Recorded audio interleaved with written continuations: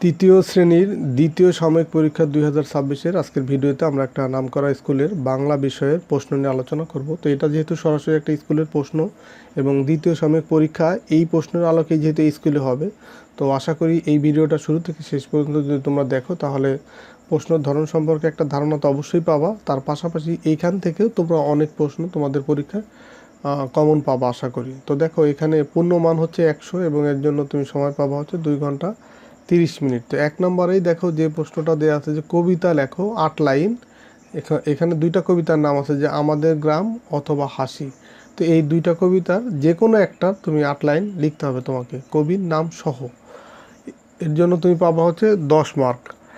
2 নম্বর প্রশ্ন দেখো যে শব্দের অর্থ লেখো যে কোনো 10টি। এখানে 12টা বা 13টা শব্দ আছে, যেমন স্রোত, আত্মীয়, পাঠশালা, উকি দেওয়া, বাদল, চটপট, দৃঢ়, তীব্র বেগে, শ্বেতা, ডরি, কভু, বায়ু। তো এখান থেকে 10টা শব্দের অর্থ তোমাকে লিখতে হবে, তার জন্য পাওয়া 10 মার্ক।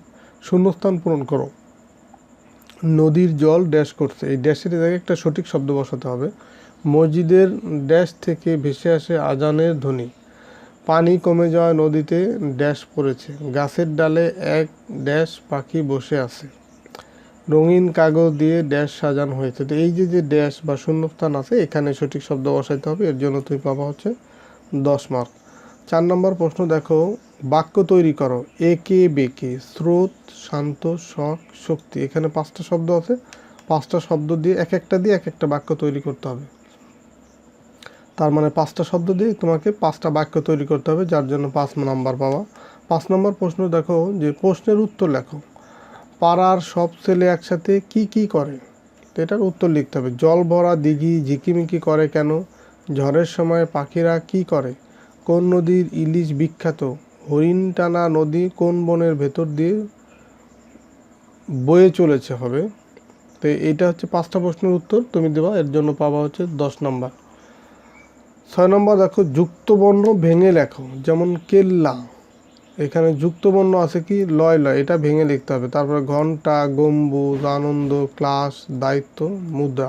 তো এর ভিতরে যে যুক্তবর্ণগুলো আছে সেগুলো তোমাকে ভেঙে লিখতে হবে, 5টার জন্য 5 মার্ক পাবা।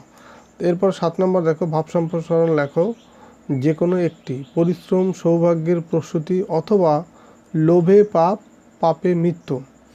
তো যে কোনো একটা সম্পর্কে তুমি লিখবা, এটার জন্য পাবা হচ্ছে 10 মার্ক।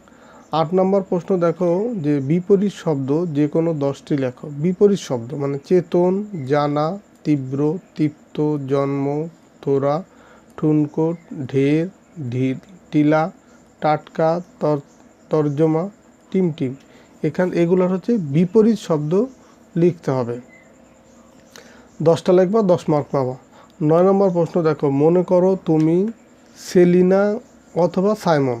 মানে তুমি যদি ছেলে হও তাহলে তোমার নাম লিখবা সাইমন, আর যদি মেয়ে হও সেলিনা লিখবা। তুমি সোনাতলা সরকারি প্রাথমিক বিদ্যালয়ে 3য় শ্রেণীর শিক্ষার্থী।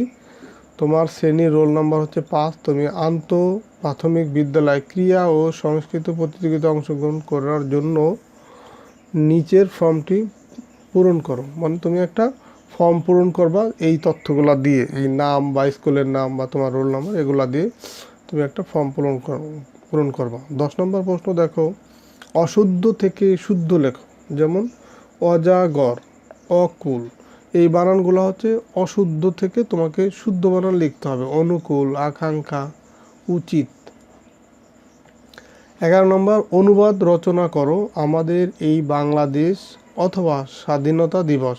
এটা সম্পর্কে একটা অনুবাদ রচনা করতে হবে, এটার জন্য তুমি পাবা হচ্ছে 15 মার্ক। তো এই ছিল একটা নামকরা স্কুলের বাংলা প্রশ্ন। তো আশা করি তোমরা এই ভিডিওটা দেখে তোমাদের অনেক উপকার হবে বা এখান থেকে তোমরা অনেক প্রশ্ন কমন পাবা। তো ঠিক আছে, সবাই ভালো থাকো, সুস্থ থাকো, কথা হবে পরের ভিডিওতে। আল্লাহ হাফেজ।